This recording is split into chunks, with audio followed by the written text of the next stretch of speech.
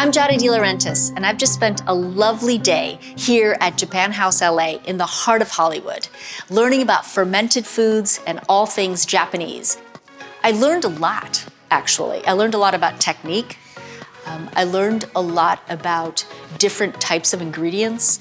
I think what's fascinated me for years about Japanese food and culture is the attention to detail. I love the delicacy of the plates. I love the way that they handle the chopsticks and the way they cut fish. Everything is so artistic. I wasn't aware of the different misos from the different regions of Japan and why they're used. It's fascinating to me.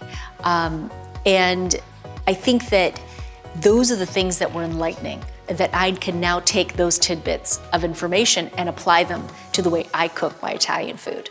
I've sort of made an evolution in food for myself, and I've become more and more aware of health and wellness and our digestion and our immunity. And I think people all over the world in the last year have really come to terms with that, boosting immunity.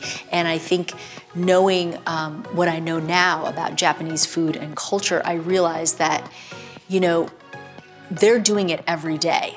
And we actually can implement a lot of those flavors into our food.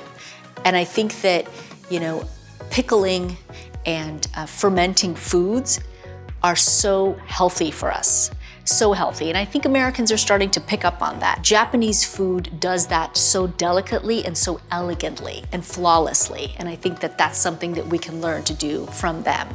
But I think that in the end of the day, we all share the basic ingredient and we all share that wonderful culture of food. We all have to eat and we all want to eat well. And so I think that bringing in ingredients and techniques from other countries can really help us grow in that world and actually make us healthier in the end.